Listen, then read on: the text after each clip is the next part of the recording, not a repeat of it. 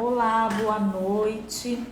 Espero que estejam todos bem. Estamos aqui novamente para a nossa última live de 2021 aqui do Colégio Poli Brasil, com um tema bastante interessante.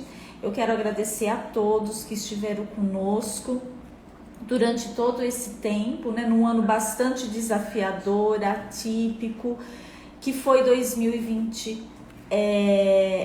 Esse momento que nós vivemos em questão do Covid-19, a pandemia que fez nos transformarmos, né? Então, estamos aqui para comemorar as vitórias e para agradecermos a presença de todos que nos acompanhou durante todo esse tempo. A Marita vai entrar conosco para a gente começar a conversar sobre um tema bastante importante, que é a alfabetização e letramento. Só um minutinho. É essa? Não. Aqui. Então vai ter que convidar ela aqui, né? Isso. A gente está convidando a Marita, só um minutinho.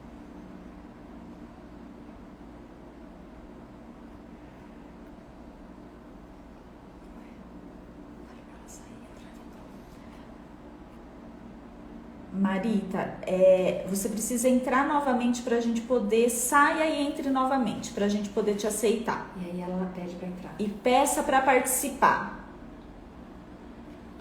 Eu queria fazer uma correção, acho que no começo, né, eu já estou tão acelerada, já pensando nos projetos de 2021, acho que eu falei a última live de 2021, é a última live de 2020. E não 2021, estou com o pensamento acelerado aqui, pensando nos grandes projetos que nós temos para 2021.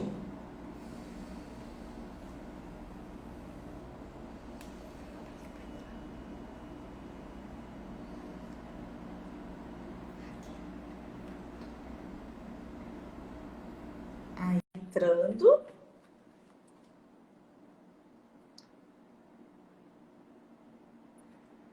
Nós vamos conversar hoje sobre alfabetização e letramento. Um tema importante que se esbarrou em algumas questões nesse ano de 2020, justamente por conta da forma que a educação precisou se proceder, né, em função da pandemia.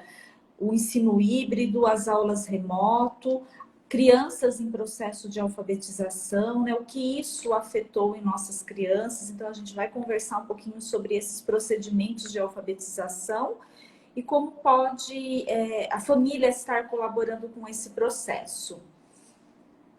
A gente está aguardando a Marita.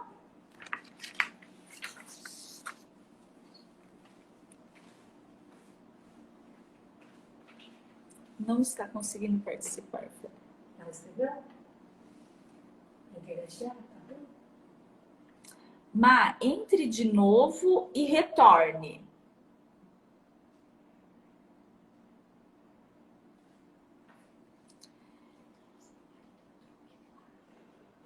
Ela está entrando com outro aqui da psicopedagogia.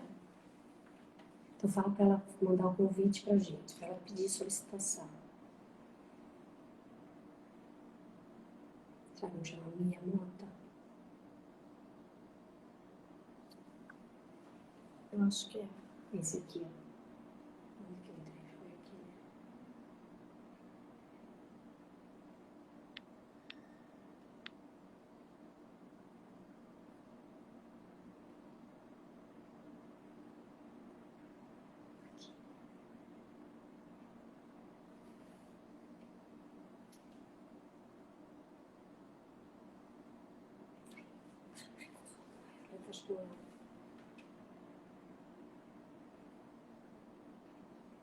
Só um minutinho que já está dando certo aqui.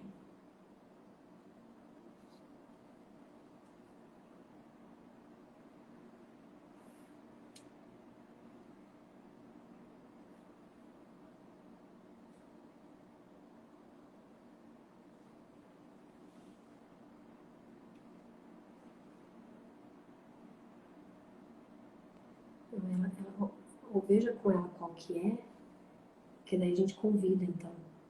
Isso.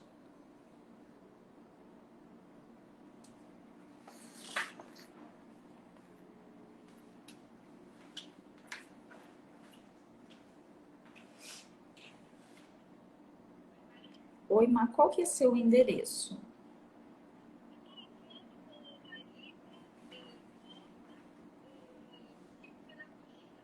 Não tá aparecendo. Tá bom. Mas fala para ela mandar a solicitação. Mande a solicitação, tá bom? Gente, desculpa, não tá dando certo aqui a entrada da Marita, tá bom? Mas ela tá reingressando novamente com um outro endereço.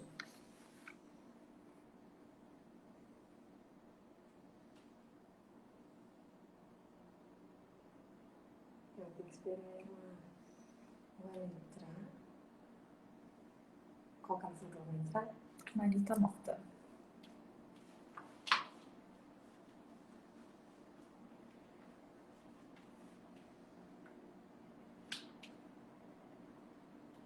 Tentar convidar esse aqui então, será que é esse?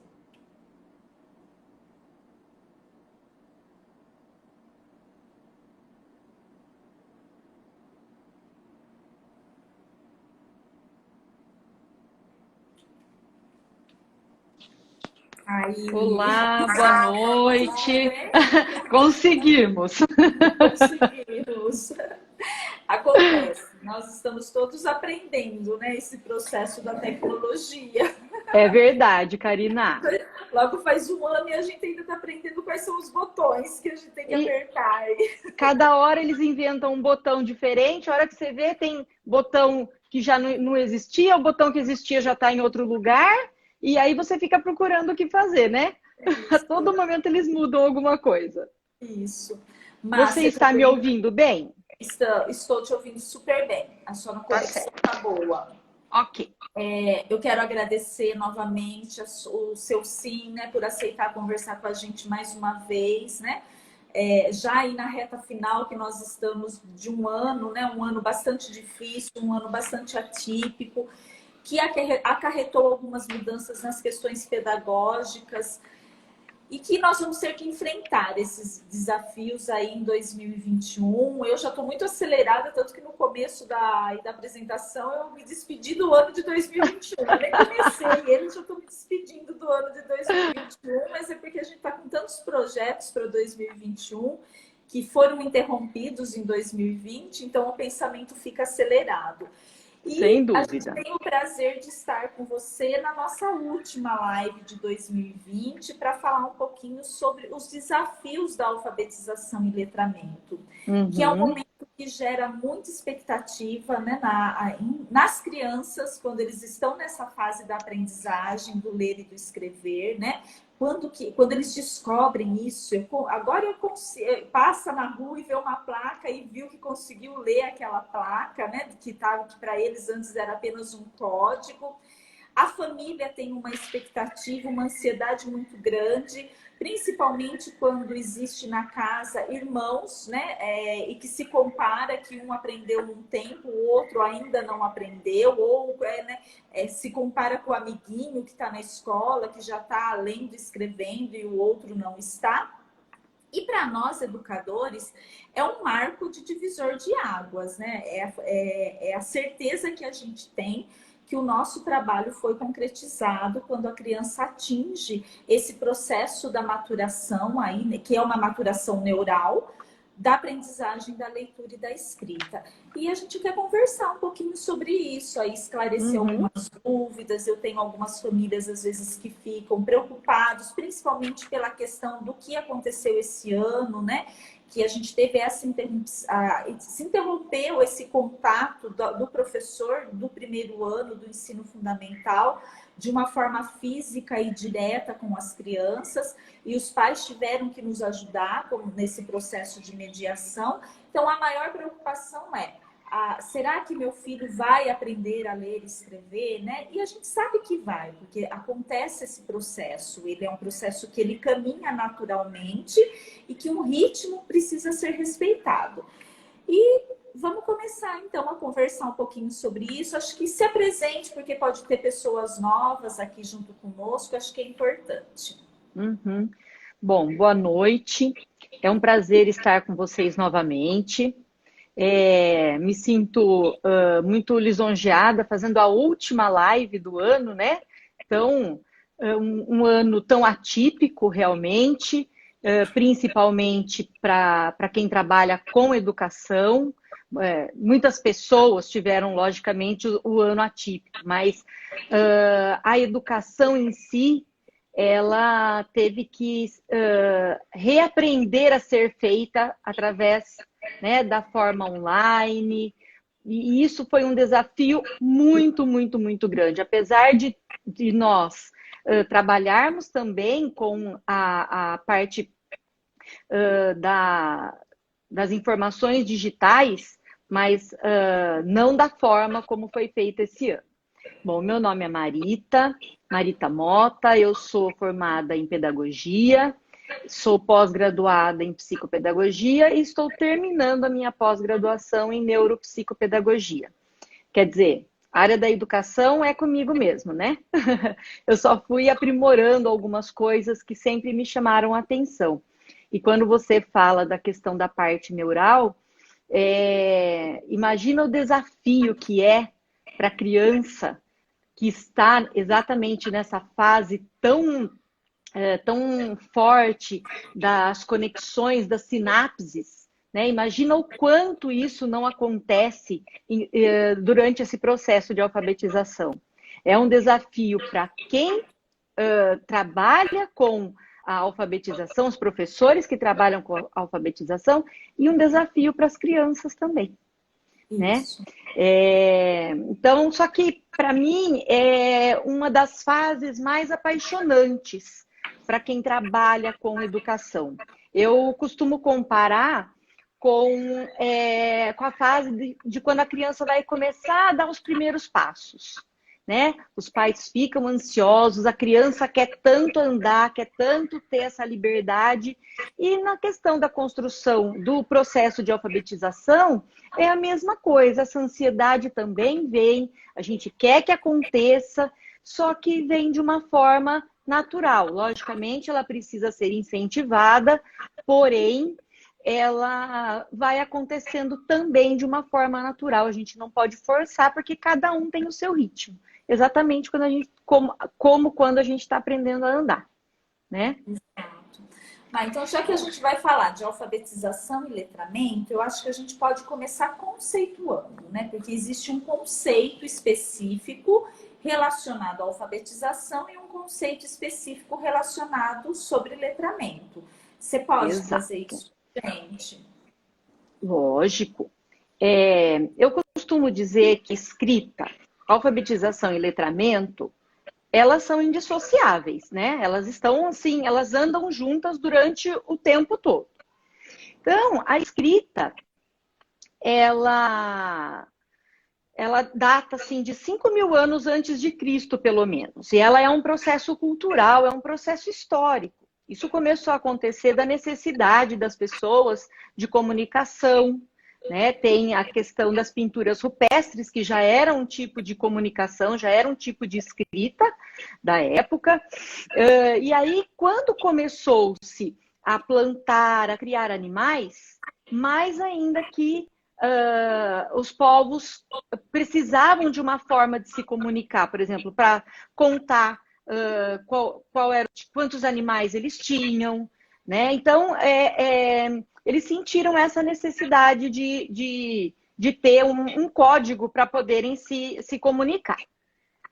E aí, falando um pouquinho sobre o conceito de alfabetização, existem dois conceitos que eu sempre gosto de citar, que é aquele conceito que há não muito tempo atrás a gente ainda usava, que é o conceito apenas aquisitivo, né? De aprendizagem de habilidades para leitura e escrita, através das práticas de linguagem. Ou seja, é um processo que normalmente acontecia somente dentro da escola, né? As crianças começavam a ter contato com ele a partir dos 6 anos, que era quando iam para o pré. Antigamente era assim que acontecia, e aos 7 anos iam para o primeiro ano e começavam a ser alfabetizados. Então, era um processo mecânico que acontecia. E as pessoas achavam que esse processo ele tinha um fim, né? Estou alfabetizado, acabou. E hoje a gente sabe que não é assim que acontece. A Emília Ferreiro, ela veio com a psicogênese da língua escrita para revolucionar tudo isso, né? Primeiro que não é um processo que termina, né? Segundo, que o que ela traz do conceito de alfabetização é que ela não é um processo mecânico. E as crianças constroem esse processo ao longo do tempo. Desde pequenas, elas já vão tendo contato com esse mundo, né, da alfabetização, e aos poucos esse processo vai acontecendo. Então, ele não é um processo mecânico, ele não é uma simples codificação de sinais gráficos para você aprender a ler e a escrever, né? Ela traz que nós temos que ela traz que nós temos que respeitar o processo de simbolização que a criança tem antes de aprender realmente a leitura e a escrita. E eu acho que isso é fantástico. E toda criança que você consegue ter esse respeito da simbolização dela, vai tendo esse processo mais natural. Vai ser o mais natural possível o processo de alfabetização, né? E aí tem a questão do letramento. O letramento, ele trabalha com a questão sócio-histórica no caso da alfabetização, ou seja, é o uso que a gente faz do que a gente aprende durante o processo de alfabetização. Porém, ele também pode ser conceituado como uma forma quando a gente insere a criança no mundo letrado. Às vezes a criança não está alfabetizada ainda, porém, ela já está inserida no mundo letrado, através das imagens, através de símbolos. Tem muita criança que ainda não aprendeu a ler e a escrever propriamente, mas vai passando com a família, vai falando, mãe, olha, ali está escrito, por exemplo, vou fazer uma propaganda, Karina, ali está escrito, por exemplo, Coca-Cola, né? Por quê? Porque ela conhece qual é o símbolo. Às vezes, o McDonald's, por exemplo, porque sabe é o símbolo. E aos poucos eles vão fazendo essa ligação entre o símbolo e o que está sendo escrito. Então, esse processo ele vai andando junto, a alfabetização e o letramento. Eu acho que existe o letramento tanto antes da alfabetização quanto depois da alfabetização. Afinal de contas, a criança está fazendo também uso social, mesmo antes de aprender a ler e a escrever. E hoje em dia, como as crianças vão muito mais cedo para a escola, eles estão inseridos muito mais cedo nesse mundo do letramento. Isso. Né? E por isso que a gente costuma dizer, né? Existe uma dúvida, é possível ser letrado, né? Quando se fala, porque antigamente a gente só falava da questão da alfabetização, que era decifração, que era decodificar, né? E codificar, né? Transformar letras em sons em grafemas. E hoje a gente fala desse conceito mais amplo, que é a alfabetização e o letramento. E daí surge uma dúvida, então, o sujeito pode ser letrado e não ser alfabetizado? Obviamente, porque a criança ela não tem ainda esse processo de codificar e decodificar sons e letras, mas ela tem o letramento, porque ela está inserida num contexto social que ela reconhece muitos símbolos inseridos nessa prática, né? Então, o exemplo do McDonald's aí eu sempre uso nas aulas que eu leciono de alfabetização e letramento, porque é um clássico, né? A criança, ela vê lá o pacotinho vermelho com a letra M amarela, ela sabe que é McDonald's, né? E ela não tem a leitura, mas ela está inserida num contexto da vida cotidiana que nos traz esses símbolos diariamente. Então, acho que ficou bem esclarecido, que são conceitos distintos, mas que caminham lado a lado, e principalmente a partir dos anos 80, quando se vem a questão, né, da Emília Ferreiro com a psicogênese da leitura e da escrita. Isso. Aí tem Só alguém uma aqui parte, dizendo que me Karina. ama. Ô, Marita, eu tô muito vaidosa aqui. Tem alguém dizendo que me ama. Ai, que legal! Só uma parte. Também ama. A gente está falando a Maria Augusta, que a gente também ama. O Bruno e o Danilo, eles são muito importantes para nós aqui no colégio. Só uma parte na questão, por exemplo, do Vygotsky, que ele fala que o letramento ele representa o coroamento, né, desse processo histórico de transformação. Porque o letramento, tanto para um indivíduo ou para uma sociedade, ele é muito, muito, muito importante, porque faz com que as pessoas aprendam a discernir as coisas, aprendam a interpretar as coisas, e não apenas fazer um uso mecânico da leitura e da escrita. Né? Ele fala que trabalha com os chamados processos mentais superiores, por exemplo, um raciocínio abstrato, uma memória ativa, resolução de problemas. Então, esse processo ele é muito importante, ele tem sim que andar sempre junto com a alfabetização e o letramento. Perfeito, Má. Então, o que seria, Má, alfabetizar letrando, né? Então, porque hoje é uma palavra que parece que ela virou um clichê, né? Então, a gente ouve muito isso. Agora tem que se alfabetizar letrando, né? E para quem é de fora, que não é da área educacional, é estranho, mas o que é isso? Alfabetizar letrando, né? Fala um pouquinho para a gente sobre essa questão. Essa expressão alfabetizar letrando é quando a criança já está fazendo uso social dessa alfabetização. É colocar em prática esse sistema de códigos que ela está aprendendo. Né? Então, por exemplo, nesse processo ela vai aprendendo a fazer a interpretação, a resolver problemas.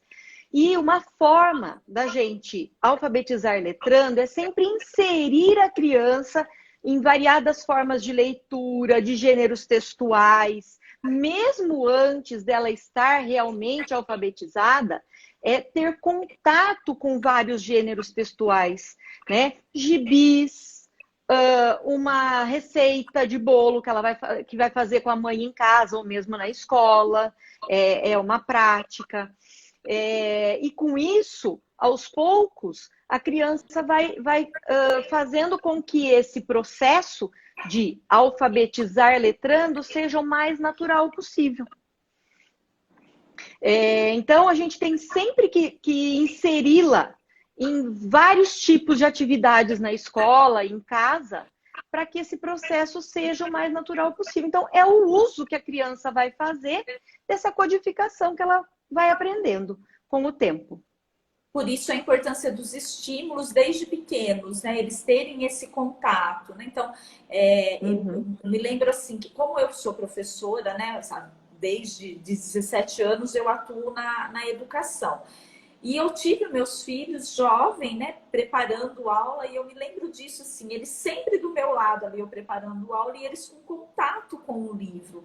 Então, aconteceu deles aprenderem a ler e escrever antes do que era esperado neurologicamente, mas não porque foi um processo forçado, mas porque eles receberam esse estímulo o tempo todo no contato que eles tinham ali com livros, né?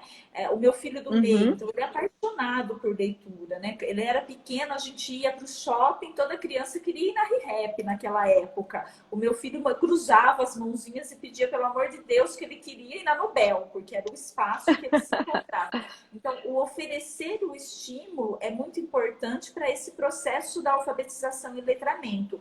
E essa responsabilidade não é só da escola, né? O estímulo tem que estar também presente em casa. Então, na hora que vai guardar a compra do supermercado, organizar dentro do armário, a criança tem essa capacidade, ela não precisa saber ler e escrever, mas ela consegue fazer essa questão do letramento, separar o que é alimento, o que é produto de limpeza, aonde que a mãe vai guardar um molho de tomate, aonde a mãe vai colocar o que é da geladeira. Tudo isso faz parte de um processo que é importante receber esse estímulo.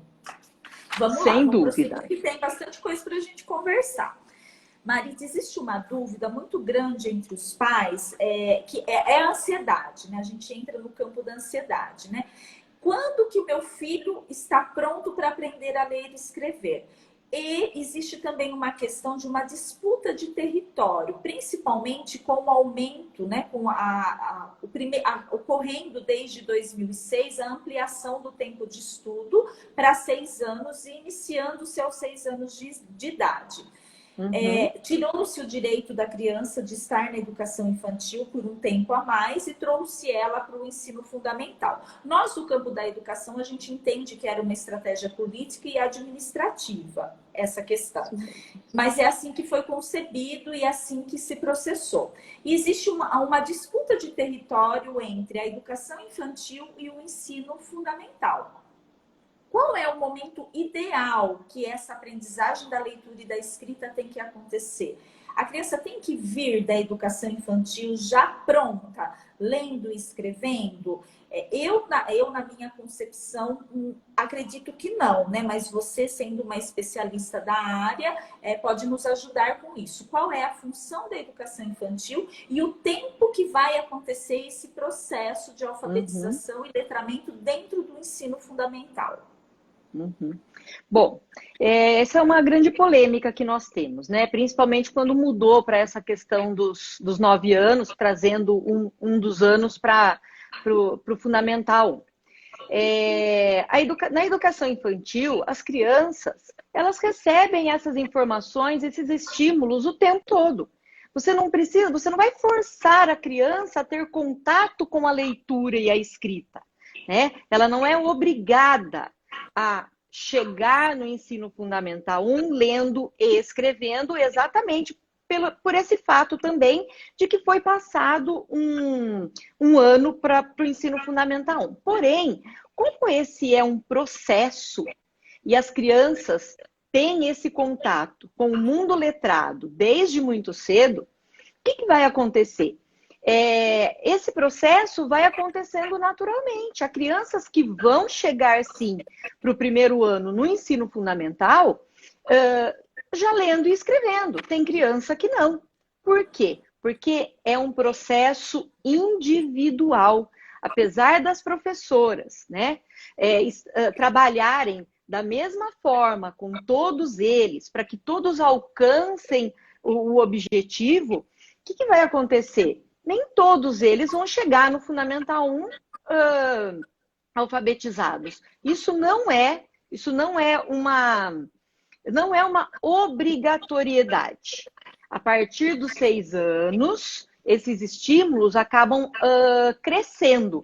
Porém, eu acho sim que na educação infantil precisa-se ter contato com esse mundo letrado, exatamente para esse processo ser o mais natural possível. Quando eu trabalhava na prefeitura, eu trabalhei 6 anos na educação infantil da prefeitura, aqui em Piracicaba. Em um dos anos veio, né, uma ordem para nós que a criança não poderia chegar, não era para ser alfabetizada na educação infantil.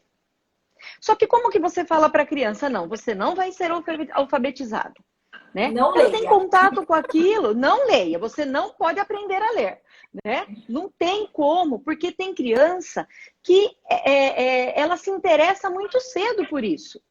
E a criança vem para você e você vai falar para ela, não, eu não posso ensinar você a ler e a escrever, não tem como a gente fazer isso. Então, eu acho sim que a criança tem que ter contato, não obrigatoriamente com aquela coisa colocada, atividades para cada um, vocês precisam ler e escrever, precisam saber todas as letras, não. Porém, esse processo, ele vai sendo cada vez mais natural, porque a criança tem contato com isso o tempo todo. Numa brincadeira, numa leitura, num vídeo que é passado para a criança, né? Então, ela vai ter, sim, esse estímulo na educação infantil. Daí vai de cada um, exatamente por ser individual o processo. Tem alguém que colocou, né? Exatamente, que tem que respeitar a individualidade dessa criança. Agora estão colocando sem forçar a criança a ser alfabetizada na educação infantil, porque a função da educação infantil, ela trabalhou, exercer toda essa função, né, de colaboração das habilidades psicomotoras que vão ser importantes para a gente, para essa maturação neural, lá no ensino fundamental para o processo de alfabetização. Então, isso não significa que lá ele não vai ver letras, não vai ver números, não vai ter contato com livros, com palavras, vai acontecer tudo isso. Eu acho importante a criança ter contato, por exemplo, teve até uma interpretação equivocada que na educação infantil não podia mais ter caderno, não podia mais ter mesa, que era tudo só pelo brincar, não. Ele também precisa ter esse contato, porque como é que ele chega no ensino fundamental e ele não vai saber lidar com o caderno, que a gente começa a escrever da esquerda para a direita, então tudo isso é ensinado lá na educação infantil. Então, a educação infantil, eu costumo dizer assim, né?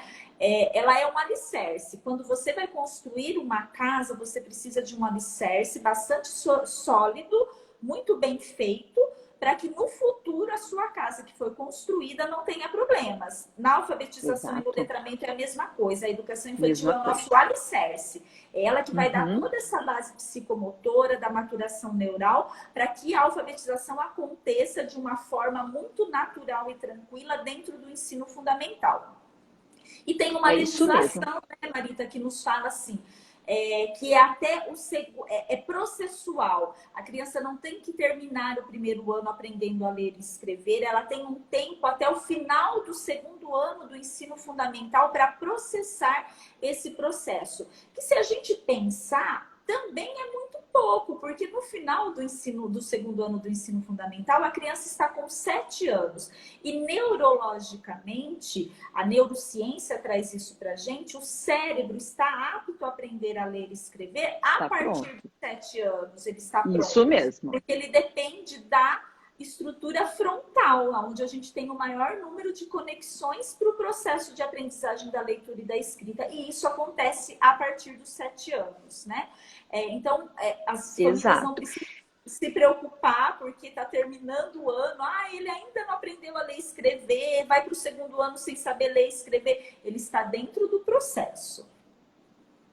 Sim, eu quero chamar a atenção para uma coisa, Karina, na questão da educação infantil, que há crianças que só na escola têm contato com esse letramento antes de serem alfabetizados. Então, como você falou, a educação infantil, para muitas crianças, é o alicerce realmente, porque em casa, às vezes, não tem incentivo, ou mesmo o pai e a mãe não têm condições, né? Às vezes, eles mesmos não são alfabetizados ainda, a criança não recebe o estímulo. A gente sabe que existe isso. Principalmente na escola pública, né? Nas creches, nas escolas públicas, nós temos muitas crianças que acaba acontecendo isso. Então, se ele não tem contato na educação infantil também, aí sim que ele vai chegar no ensino fundamental e não vai conseguir alcançar o objetivo de ser alfabetizado. Então, esse processo tem sim que vir a partir da educação infantil. Isso. Marita, e falando sobre a questão de métodos, né? Alguns dias atrás, eu li um artigo, né, da Magda Soares, que ela fala, ela ela debate muito essa questão dos métodos, porque existe um projeto de lei, né, que está aí para ser aprovado, que surge do MEC, de uma idealização do MEC, que as metodologias têm que ser metodologias fônicas, né? Vai ser a alfabetizar e letrar vai ser pela metodologia fônica. Gosto do método fonético, eu tenho um viés aí, principalmente pela questão de crianças com dificuldades de aprendizagem, né? Ele nos traz alguns pressupostos, mas a Magda Soares, ela fala assim, que enquanto a gente ficar debatendo qual método é melhor para alfabetizar e letrar, a gente não vai chegar aos resultados melhores, né? A gente não vai subir no PISA, o nosso país sempre vai ficar lá em baixas colocações na questão da leitura e da escrita. O que você fala sobre isso, né? É importante a escola falar assim, não, aqui nós trabalhamos, a gente tem um método silábico, né? A gente trabalha com o método silábico. Não, aqui nós somos mistos, né? Isso é importante? Olha, nós, quando aprendemos a ler através das cartilhas, né? Através do método silábico. Eu, pelo menos, aprendi dessa forma. O que me incomoda nessa questão de aprender através de um método silábico, Karina, é você não trabalhar com o contexto da criança, você não trabalhar com aquilo que a criança já sabe, você não trazer aquilo que ela já sabe. Eu acho que o método silábico, ele é um método que acaba sendo mecânico, que acaba sendo sem sentido para a criança, né? Então, e as cartilhas trabalham dessa forma. Então, eu particularmente, acho que a Emília Ferreiro, quando ela trouxe a psicogênese, ela veio realmente para poder... como que eu vou falar para você? Para poder revolucionar a questão da alfabetização exatamente para isso, por conta disso. Para trazer uma alfabetização dentro de um contexto, dentro de um sentido para a criança. E não apenas ficar decorando sílabas, porque a gente aprendia, né? O babebibobu, o dadedidodu. Porém, nós sabemos que quando há crianças com dificuldades de aprendizagem, às vezes com algum tipo de transtorno e tudo mais, o método silábico pode funcionar muito bem. Sim. E aí, quando a gente tiver uma resposta da criança, que ela está realmente conseguindo ser alfabetizada, podemos trazer coisas um pouco mais complexas para a criança. Então, assim, o risco de você alfabetizar exatamente pelo método silábico é o aluno não ter contato com textos diferenciados, com estruturas diferentes, porque ele vai ficar trabalhando apenas com pedaços e não com o todo. Que o da Emília Ferreiro, o que acontece é isso, ela vai trabalhar com o todo e vai trabalhar com o macro e depois trazer para o micro, né? Até que a criança... E mesmo na fala, né, da Emília Ferreiro, da Ana Teberoski, da Magda Soares, que são as maiores estudiosas, o próprio Paulo Freire, né, que tanto é criticado pela questão governamental hoje, mas é uma sumidade em questão dessa questão do letramento, né? Ele traz isso lá na educação de jovens e adultos. Eles nunca eles nunca disseram que a gente não podia falar em letras e sílabas, né? Eles só trouxeram assim, que a gente precisava contextualizar, porque qual o sentido, né? Num trecho do livro do Paulo Freire, ele fala assim, a Eva viu a uva, né? Qual o sentido da Eva viu a uva? Tem pessoa que nunca viu uma uva na frente, né? Então, quem é a Eva? O que é uma uva, né? Isso partiu daquele contexto daquele aluno, que vivência ele teve em relação a isso. Então, os textos cartilescos, a crítica em relação à pobreza que ele trazia, né, de informação. Exato. Então, eu me lembro, assim, eu vou até citar um exemplo. Eu também fui alfabetizada pela cartilha, acho que era Caminho Suave ou a Sodré, Caminho Suave. equivocado. E eu me lembro até hoje que a professora chegou assim e falou assim que era para eu recitar a família do Dada e Dodô, né? Então, eu comecei Dadá, Dedé, Didi, e era tão mecânico que eu terminei com Mussum e Zacarias. Ainda fui penalizada, né, pela professora, porque onde eu tinha achado isso lá, né? Mas era tão mecânico, e era a época dos Trapalhões, né? Quem é da minha idade conheceu os Trapalhões. Porque era mecânico, né? Quem era a Dadá? Quem era o Dedé? Quem era o Didi? Então, para mim, tinha sentido a Dadá, o Dedé, o Didi, o Mussum e o Zacarias, né? Isso fazia parte do meu contexto. Então, a crítica não é assim, é usar uma cartilha. Não, a crítica é aquela cartilha que nós somos alfabetizados, ela tem nada a ver com uma criança que já tem uma história social, que já tem uma construção social. Então, por que não alfabetizar por um poema que ela já conhece, né, que ela tem de memória, por uma cantiga que ela já tem de memória, que ela ouviu lá desde a barriga da mãe, né, essa cantiga de ninar. Então, é isso, e aí você vai desmembrando isso para a questão da palavra, da letra, da sílaba, né? Então, nunca se falou que a gente não podia falar em sílaba dentro dessa teoria do alfabetizar letrando, né? A gente fala daquilo que é possível ser feito, mas dentro de uma contextualização daquilo que a criança já traz de conhecimento. Exatamente. Nós temos vários materiais hoje em dia que trabalham dessa forma, né? Não deixa de trabalhar as sílabas, porque elas fazem parte do processo de alfabetização. Isso aí é inegável, mas sendo trabalhado dentro de um contexto, né? Dentro de um determinado assunto. Por exemplo, a gente traz, vamos dizer, os animais, né? Eu uma vez fiz um trabalho na educação infantil na prefeitura em que teve muito significado para as crianças. Era um Jardim 2 e nós trabalhamos os grupos de animais. E aí o que aconteceu? As crianças, cada um que tinha um animal de um determinado grupo, trouxe para a sala de aula. Né? Nós observamos como era o corpo do animal, se era coberto por pelo, se era coberto por pena, se tinha carapaça, o que acontecia? Depois dessa contextualização, porque é uma coisa que faz parte do dia a dia das crianças, né? Os animais de estimação, aí sim, o que nós fizemos? Nós fomos redigir um texto. Eu sentei com eles na roda, cada um foi falando o que observou, e a gente vai falando, e em cima disso, pode sim ir se trabalhando as sílabas, as letras e assim por diante. Só que isso é uma coisa que vai fazer sentido para a criança, né? É uma coisa que ela não vai esquecer mais. Tanto a experiência do animal dentro da sala de aula, e ela poder observar, quanto que ela vai aprender dentro desse assunto. E é isso mesmo. E daí ela está inserida no processo de alfabetização e letramento, porque faz parte da vida dela, tem uma função para ela, né?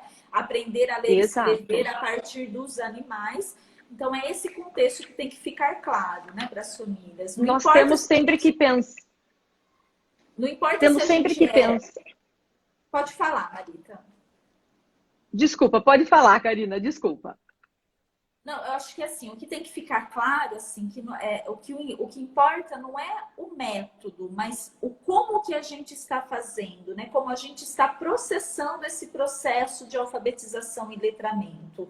Em casos mais específicos, se eu recebo uma criança, por exemplo, no colégio, que tem uma dificuldade muito grande, que já tem um histórico, faz algum tipo de acompanhamento. Então, eu vou ter que recorrer a um método mais silábico, né? Isso não significa que eu vou precisar usar uma cartilha, mas eu vou partir daquilo que ele tem, ou a vivência cultural.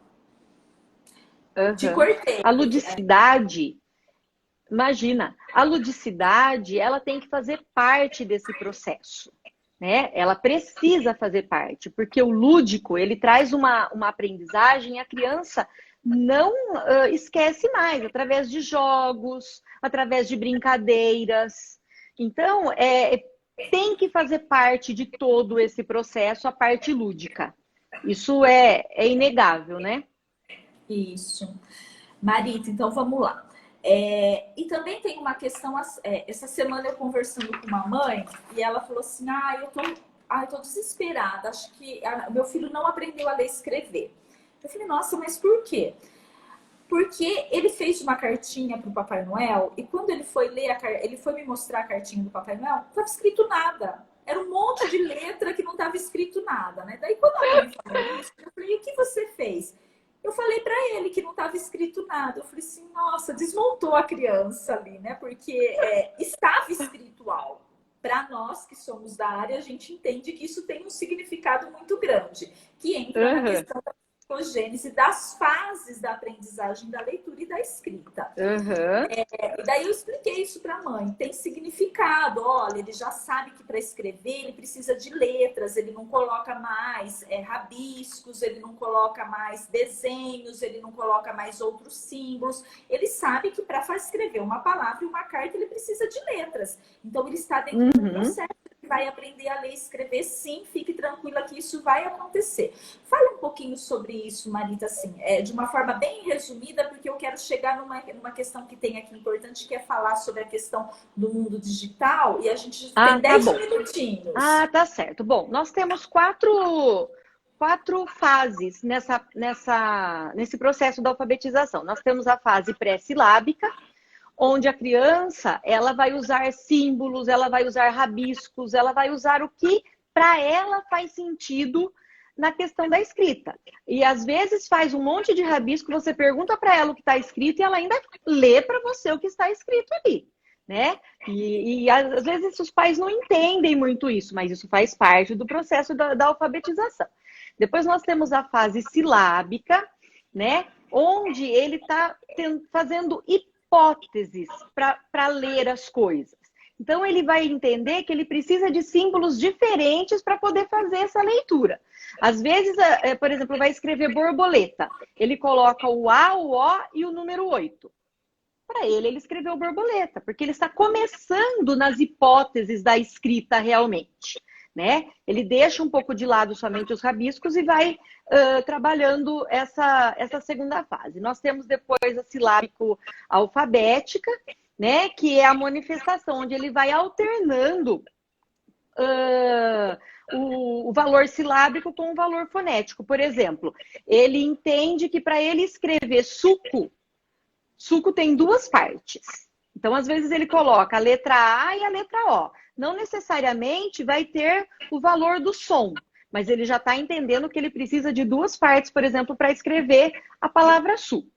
E aí nós temos a fase alfabética, onde a criança começa a entender que cada um dos caracteres, cada uma das letras tem o seu próprio som. Tá? E aí, depois disso, ele vem para a fase alfabética propriamente dita, onde ele realmente começa a conseguir juntar e fazer as sílabas.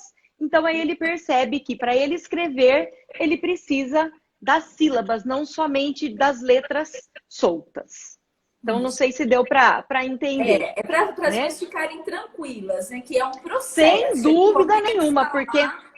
Ele começa na garatuja, da garatuja ele vai evoluindo para a utilização das letras. Geralmente eles começam utilizando pelas letras do próprio nome, né, para representar qualquer a gente trabalha muito com isso por conta disso, ele né? vai evoluindo, ele vai começando a atribuir a escrita, o número de letras ao número de quantas vezes a gente abre a boca, às vezes sem valor sonoro nenhum, e depois a evolução vai acontecendo até que ele chega lá nesse processo. E é um processo que ele tem uma continuidade. Então, para as mães não desmerecerem as cartinhas dos filhos, vai chegar lá com um monte de rabisco, valoriza que tem coisa escrita, tem significado, não joga fora, né? E guarda para fazer essa comparação, né, de meses a meses do trabalho, quanto essa criança foi evoluindo nesse processo de maturação aí da leitura e da escrita. E como a gente já falou várias vezes, é um processo, né? ele vem anos esse processo. Ele não é feito em apenas um ano dentro da escola, de jeito nenhum, né? Ele vem de anos e anos aí, e eu acho lindo. É uma fase maravilhosa. A gente nos tem, sim, encanta, né? sempre que valorizar. Pegar o começo Sempre. e daí você compara dali a alguns meses, vai fazer uma sondagem diagnóstica, você vê a evolução da criança, é encantador, né? É encantador, nossa. Eu sou apaixonada pela fase da alfabetização. Eu também gosto muito. E hoje a gente está vivendo a questão da cultura digital, onde o livro físico ele está deixando de existir, né? Ele está indo no digital. Eu, particularmente, acho que a criança precisa ter esse contato com esse material físico, né? De folhear, sentir textura, ver letra, tamanho de letra, tipos diferentes de letra. Mas tem um outro concorrente, né? Por exemplo, que faz com que a criança desenvolva uma preguiça de leitura, que são os audiobooks, né? Os audiobooks. Que impacto isso pode trazer para o processo de alfabetização?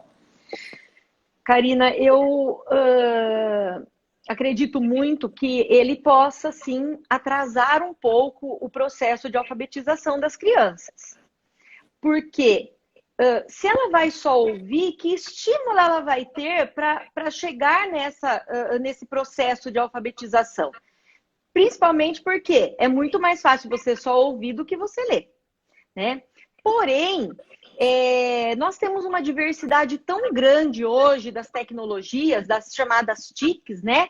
Que são as tecnologias da informação e comunicação, que nós temos, sim, que sempre estar trazendo essas tecnologias para dentro da sala de aula como uma forma da criança conhecer. Mas isso tem que ser usado juntamente com o livro físico. Exatamente pelo que você falou. A criança precisa usar a sua visão para isso, né? Nós sabemos que, neurologicamente falando, esse aprendizado ele passa por visão, ele passa por audição. Então, tem que ser uma junção de tudo isso. Só ouvir ou só ver, ele não vai ajudar tanto nesse processo da alfabetização. Então, nós temos sim que trazer para dentro da sala de aula essas tecnologias, porém, nunca deixar de lado a questão do livro físico. Mesmo porque a criança, ela também tem o sentido do tato, e aquilo faz parte também de todo esse processo, né? Pegar o livro, sentir o livro, a textura do livro. Então, eu acho que é uma junção. Nós temos que trabalhar com tudo junto. E tudo dentro da sua medida. Porque a tecnologia está aí, ela faz parte do nosso dia a dia. Né? E as crianças vão nascendo cada vez mais tecnológicas. Mas elas não podem só ficar à mercê disso. Temos sim que trazer outros tipos de aprendizado através do livro físico, sem dúvida nenhuma.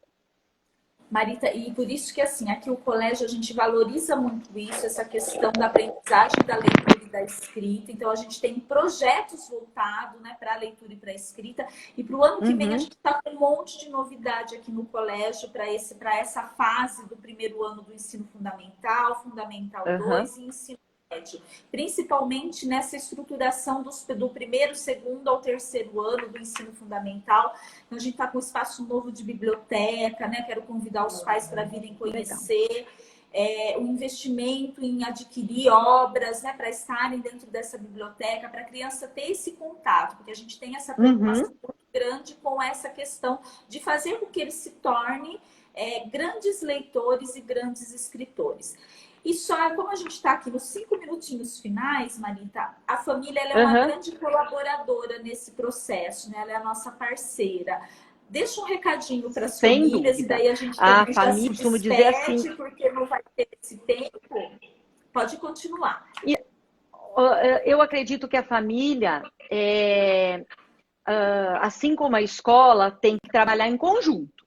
Então, ela tem sim que dar importância para quando a criança está querendo ler alguma coisa, porque isso, o exemplo da leitura dos pais, todos os tipos de texto, jornal, receita, gibi, deixar com a criança, que ela tenha uma gama de tipos de gêneros textuais para ela poder também ter esse incentivo em casa. E eu acho que o exemplo é o melhor negócio, isso tanto na escola quanto em casa. Porque na escola a professora está sempre lendo junto com eles, sempre respondendo o que eles perguntam sobre a questão da leitura. Em casa também deve ser feito isso, né? Você não precisa ter uma infinidade de coisas, mas sempre ter gêneros textuais diferentes. E por exemplo, ó, gente, sebo é uma festa para criança. Porque tem uma infinidade de tipos de gêneros textuais e você pode ir sempre com a criança lá. Então, e dar importância, né? Para quando vem um livro de casa e a criança tem que ler, não deixar para a última hora. Porque senão, qual é o exemplo que você deixa para a criança da leitura? Que a leitura não é importante. Né? E esses projetos que vocês fazem são importantíssimos. Até folheto de supermercado vale, né? Sem dúvida, sem dúvida, sem dúvida. Marita, a gente está chegando aqui no final, né? A gente tem só 3 minutinhos, mas eu quero agradecer imensamente a sua participação mais uma vez aqui conosco, para a gente conversar um pouquinho sobre esse tema. Acho que tem muitas coisas ainda para a gente conversar. Se Deus quiser, a gente vai ter um ano diferente em 2021 e eu vou ter a oportunidade de trazer você aqui para o colégio para conversar ao vivo aqui com os pais, numa reunião presencial, a gente está falando sobre isso. Vai ser um ano diferente. Nós aprendemos muitas coisas com esse ano para transformar a educação. E 2021 ele vai ser um ano da gente solidificar essas aprendizagens que foram construídas em 2020, tá? Então, meu muito obrigada por você ter participado conosco na nossa última live. E convido a todos os pais para virem conhecer as modificações que está aqui no nosso colégio, pensando exatamente sobre essa questão da leitura e da escrita. Eu agradeço imensamente, terei o maior prazer de estar aí com vocês, Karina. E assim, apesar do ano ser tão atribulado, eu acho que nós também ganhamos muito com as lives. Né? A tecnologia trouxe muita coisa boa para a gente também, porque a gente às vezes consegue atingir pessoas que não poderiam estar presentes no lugar, mas conseguem depois assistir as lives, ou porque às vezes não consegue assistir ao vivo. Então, eu agradeço imensamente. Foi um presente muito grande que eu ganhei esse ano. Muito obrigada. Nós que agradecemos, Marita. Eu desejo para você um bom restinho de ano, né? Boas festas aí junto da sua família. E em 2021 a gente vai estar junto novamente, tá? Um abraço para todo mundo. Igualmente. Muito obrigada pela participação e a gente está por aqui, tá bom? Obrigada, Má. Tchau. Muito obrigada. Tchau, tchau. Tchau.